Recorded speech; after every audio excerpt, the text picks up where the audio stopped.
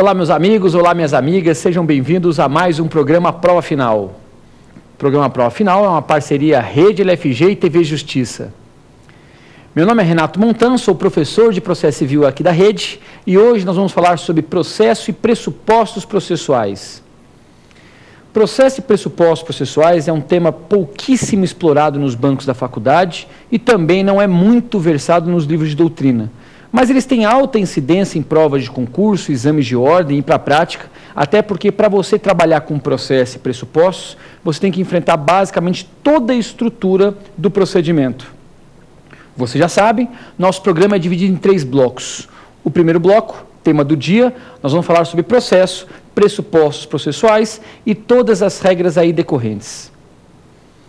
No segundo bloco, pergunte ao professor, selecionaremos 5 perguntas de alunos de todo o país para resolvê-las aqui e também para complementar a matéria que, dado o tempo exíguo do programa, não vai ser possível nós enfrentarmos. E por fim, o X da questão, nós vamos resolver 2 questões de provas anteriores para que a gente possa sedimentar a matéria.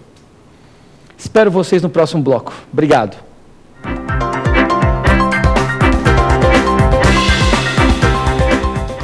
Muito bem, meus amigos, processo e pressupostos processuais é nosso tema do dia. E trabalhar, na verdade, com processo e pressupostos processuais é enfrentar muito mais os pressupostos processuais do que o processo. Certamente, processo é um dos temas mais controversos que nós temos no ordenamento. Eu não conheço, basicamente, 2 ou 3 autores que possuam a mesma definição de processo. Mesmo aqueles que partem das mesmas premissas, e mesmo esses autores que partem de premissas idênticas, eles mesmos possuem entendimento diverso sobre o que vem a ser processo. Eu tenho um posicionamento sobre o processo que eu entendo que seja a melhor definição para que a gente possa, pelo menos, entender o fenômeno. Processo é uma entidade complexa. Processo é uma entidade complexa, porque ela conglomera, na verdade, 2 grandes institutos. Processo é visto como uma relação jurídica, porque processo envolve 3 sujeitos de direito, pelo menos, autor, réu e juiz. Não se nega o litisconsórcio, mas existem pelo menos 3 lados, o autor, o réu e o juiz. E também processo é um conjunto de atos. Processo é um procedimento. Então, o processo não só é uma relação jurídica, que envolve 3 sujeitos de direito, com deveres, ônus, obrigações, como também processo é um procedimento. Processo é uma relação jurídica, um conjunto de atos. Então, eu nem posso falar que processo é só relação jurídica, como diz alguns autores, e nem falar que processo só é um conjunto de atos, que é o procedimento, que a visão externa, a análise visível do processo é o procedimento. Petição inicial, defesa, citação e réplica. A grande questão que nós temos que enfrentar é que para que o processo possa existir e se desenvolver válida e regularmente dentro do ordenamento, é necessário que ele preencha alguns pressupostos. Então, na verdade, a lei estabelece, não de forma sistematizada, mas de uma certa forma ordenada, a lei estabelece os pressupostos processuais. É importante que nós entendamos que, ao contrário das condições da ação, que a lei diz expressamente quais são, possibilidade, legitimidade e interesse, os pressupostos, a lei não se deu ao trabalho de estabelecer quais são.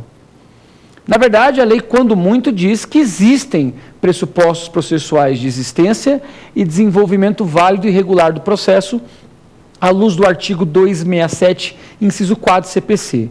Mas a lei não cria uma sistematização como o faz com as condições da ação. Por isso, nós vamos tentar extrair o regramento dos pressupostos com base efetivamente em alguns requisitos importantes, como a relação jurídica. Então, nós vamos olhar para o juiz, para o autor e para o réu e tentar estabelecer com essa base, com essa fundamentação, quais seriam os principais pressupostos. Então, vamos olhar para o juiz primeiro. Para a gente poder dividir os pressupostos, nós temos que estabelecer 2 grandes grupos. Nós temos os pressupostos positivos, que são aqueles que devem existir no processo, e nós temos os pressupostos negativos, são aqueles que não podem existir no processo. Os pressupostos positivos, que devem existir, podem ser subdivididos em dois grupos. Nós temos os pressupostos que são mais graves, então, portanto, são pressupostos de existência. E nós temos outros pressupostos que, partindo da premissa que o processo já existe, ele deve se desenvolver. Então, são pressupostos regulares de desenvolvimento. Então, os pressupostos positivos são divididos em existência e desenvolvimento. Vamos falar primeiro dos pressupostos de existência. Pressupostos de existência são aqueles que são tão graves, mas tão graves, que a falta deste pressuposto faz com que o processo sequer exista. Alguns autores criticam essa terminologia. Como é que pode existir um pressuposto processual de existência se o processo já existe? Na verdade, a existência aqui ela não é fática, porque os autos do processo estão lá. A existência ela é jurídica. E aí nós temos 3 pressupostos de existência mais importantes. O primeiro deles é a jurisdição. E aí, voltando ao que nós estávamos falando, vamos olhar primeiro para o juiz. O principal pressuposto de existência é jurisdição. Julgador sem jurisdição não tem condição de julgar o processo e, portanto, o processo não existe. Basta imaginar, vamos supor que num determinado processo, um delegado de polícia profira uma sentença. Nós sabemos que o delegado de polícia tem conhecimento jurídico, tem até condição de fazer uma boa sentença, talvez até melhor que a do juiz. Mas ele não é investido de jurisdição e, portanto, o processo não existe. Falta de jurisdição é pressuposto de existência. Isso já caiu em exame de ordem. Vamos olhar agora para o autor. Qual seria o pressuposto de existência para o autor? Demanda, petição inicial. Sem demanda, sem petição inicial, o processo não existe. Não vamos entrar nessa discussão terminológica se petição inicial é demanda, sim ou não, ou vice-versa. Isso é irrelevante. Apenas entendamos que falta de petição inicial também torna o processo inexistente. E o último pressuposto de existência é a citação. Não se assustem. Vocês vão encontrar, provavelmente em alguns livros de doutrina, que a citação não é pressuposto de existência, e sim de desenvolvimento. E há alguns autores que entendem que a citação sequer é pressuposto, como o professor Cândido Dinamarco. Essa premissa, a minha concepção para concurso e para exame de ordem, é a mais correta. Pressuposto de existência é citação. Ou seja, a falta de citação torna o processo inexistente.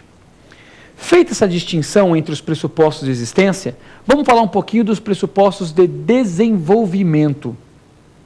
Aqui, o processo já existe, mas ele precisa se desenvolver válido e regularmente no mundo jurídico.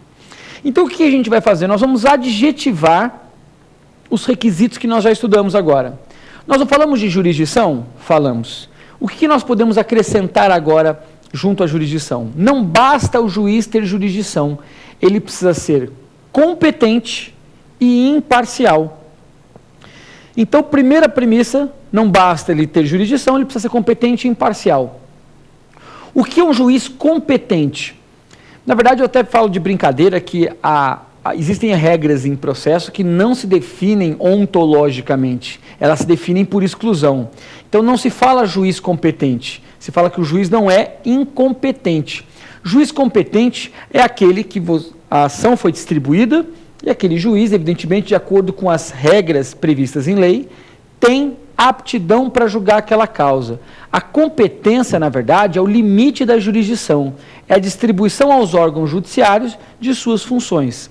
E aí nós temos alguns critérios de competência, que não vêm ao caso agora, mas como competência material, funcional, territorial e valor da causa. Então, na verdade, o juiz tem que ser competente para julgar a causa, leia-se.